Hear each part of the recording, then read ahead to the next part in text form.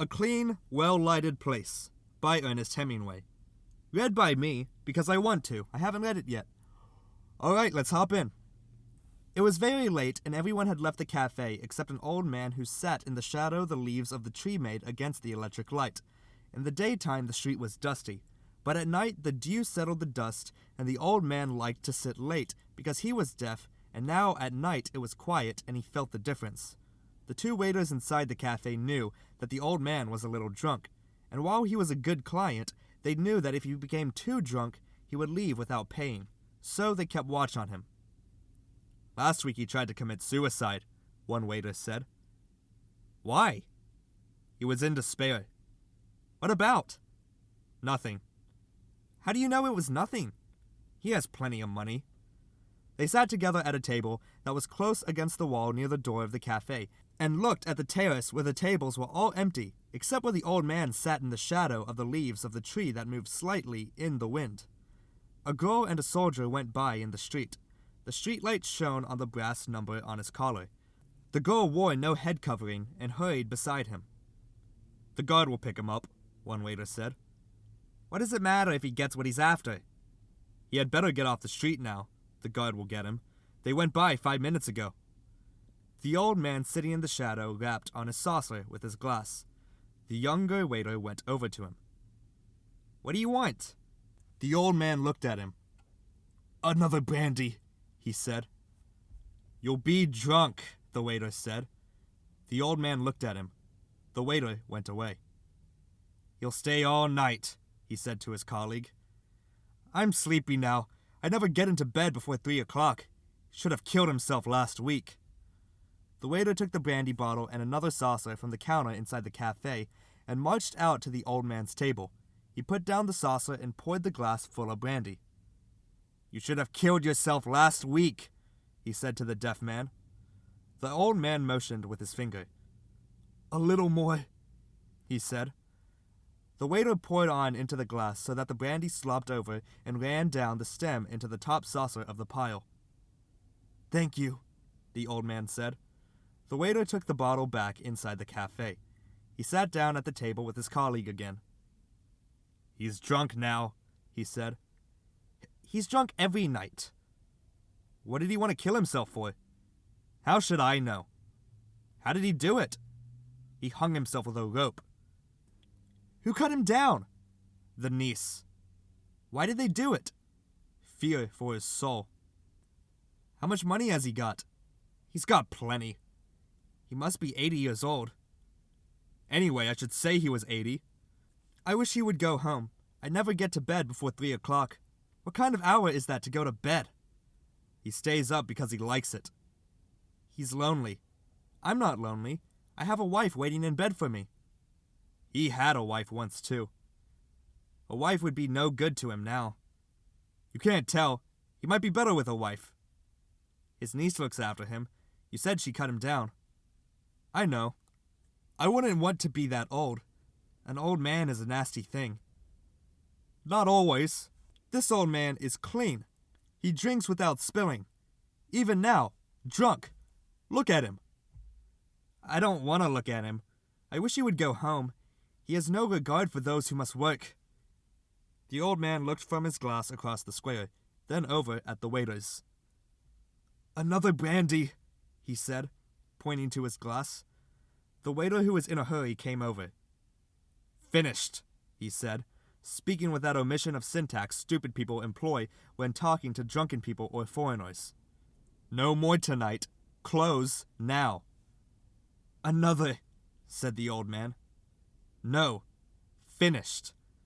The waiter wiped the edge of the table with a towel and shook his head. The old man stood up, slowly counted the saucers, took a leather coin purse from his pocket and paid for the drinks, leaving half a peseta tip. The waiter watched him go down the street, a very old man walking unsteadily, but with dignity. "Why didn't you let him stay and drink?" the unhurried waiter asked. "They were putting up the shutters. It is not 2:30. "I want to go home to bed." "What is an hour?" "More to me than to him." "An hour is the same." "You talk like an old man yourself. He can buy a bottle and drink at home. It's not the same. No, it is not, agreed the waiter with a wife. He did not wish to be unjust. He was only in a hurry. And you? You have no fear of going home before your usual hour? Are you trying to insult me? No, hombre, only to make a joke. No, the waiter who was in a hurry said, rising from pulling down the metal shutters. I have confidence. I am all confidence. You have youth, confidence, and a job, the older waiter said. You have everything. And what do you lack? Everything but work. You have everything I have. No, I never had confidence, and I am not young. Come on, stop talking nonsense and lock up. I am of those who like to stay late at the cafe, the older waiter said. With all those nights who do not want to go to bed, with all those who need a light for the night. I want to go home and into bed. We are of two different kinds, the older waiter said. He was now dressed to go home. It is not only a question of youth and confidence, although those things are very beautiful. Each night I am reluctant to close up because there may be someone who needs the cafe. Hombre, there are bodegas open all night long. You do not understand. This is a clean and pleasant cafe. It is well lighted. The light is very good, and also, now, there are shadows of the leaves. Good night, said the younger waiter. Good night, the other said.